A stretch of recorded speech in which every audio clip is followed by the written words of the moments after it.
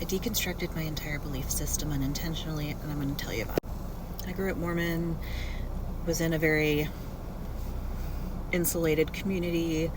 I was very naive and ignorant to really anybody else. I served a mission, went to college, and then, I met my husband. He wasn't a member. He joined the church.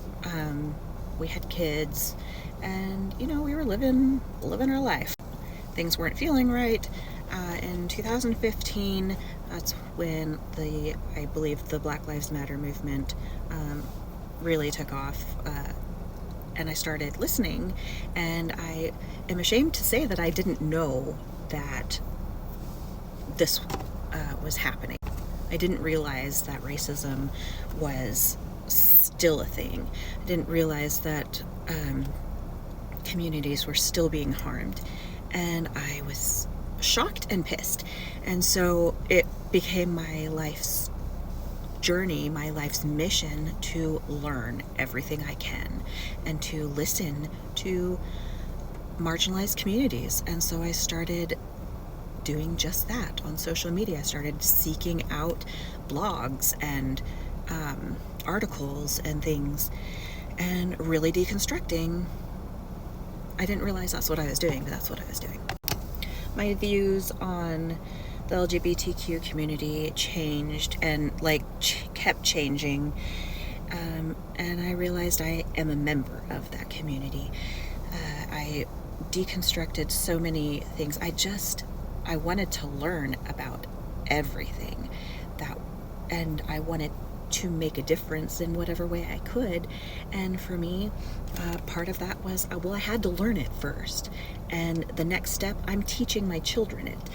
And then what's the next step? I'm an advocate.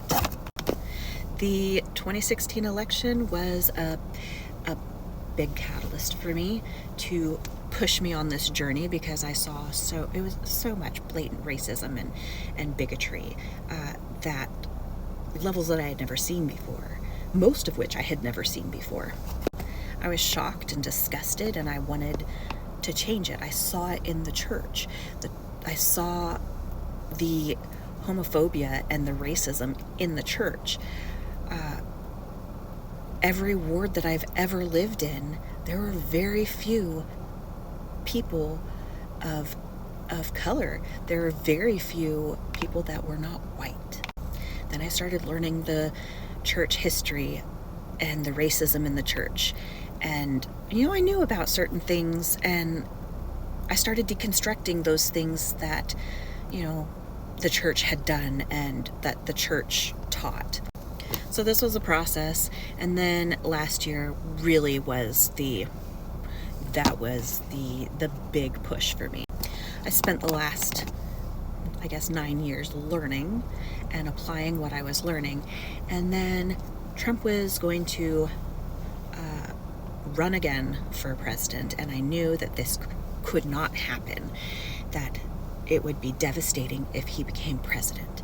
And I tried to reach out to my family and friends that I knew were very conservative, and they always voted Republican. I reached out to them trying to teach them. And these were things that I had been bringing to their attention and speaking up about, but I was really pleading with them, please reconsider. It didn't matter. They weren't going to reconsider. And then I was nihilistic for a good chunk of that year. Not just because of there was a lot of reasons why, but then January, I got mad because he was reelected. I wanted to burn all the bridges to people that put me and millions of other people, especially the marginalized communities, in harm's way. I protested. I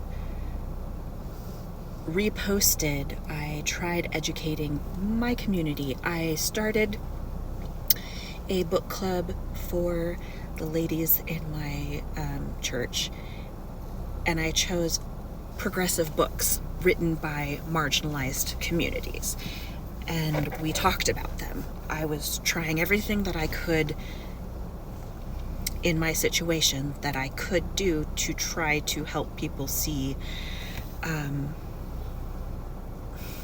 a different way. I cried a lot.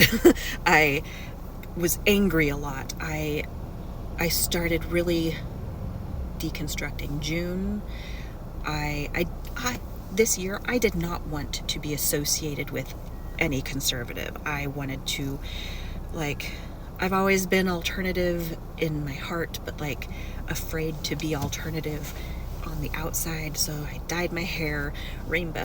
I just did not want anybody to mistake me for a Trump supporter or a bigot or, you know, any of that. And then I had to listen to people at church talk about how grateful they were that Trump was reelected, and how they just couldn't understand, why are we trying to talk about immigrants at church? Like, why are we doing that? Or homeless people don't need a whole banana. We can just give them half of a banana. And like, I was so mad. I couldn't believe how callous people in the church were. We were told we're the saints. We are the chosen ones, right? We are the ones that are following Christ, but we weren't following Christ. I've read the Bible from cover to cover. I've studied the New Testament like so much. We were not following Christ. The more empathy I developed, the more I understood that we were not following Christ at all. Our church was not Christ-like. And that was hard for me to accept. I always thought that I was super Christ-like. Well, not that I thought that I was, but I always wanted to be.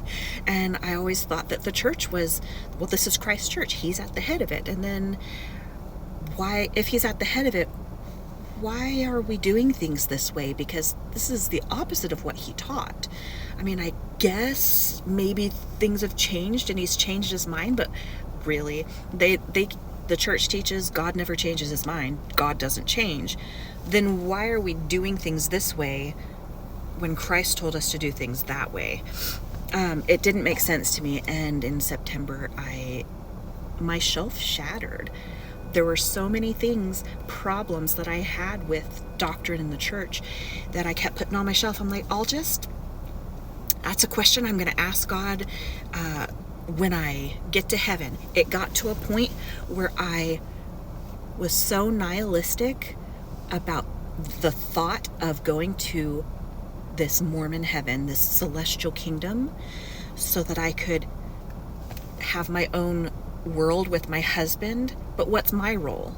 My role is to make the spirit babies. His role is to be known and to rule over it. That's not my job. That was his job. And I'm like, that sounds like a nightmare. I don't even want to be on this earth, let alone live for eternity. That sounds like hell to me, to live for eternity. And I was like, here's something our church believes. We're going to be called to go to New Jerusalem, and we're going to be called to live the law of consecration. And first of all, the Trump members could never live the law of consecration. Second of all, I would rather die and go to hell than live the law of consecration with them. I would rather go to hell than live in the celestial kingdom, and that's what broke my shelf. I would rather die. If God could create me, then he could uncreate me, and I was going to ask him to just blink me out of existence, because I don't want any part of this. So my shelf broke, and I no longer believe the church is true. If you want to hear more, I'm happy to share more stories.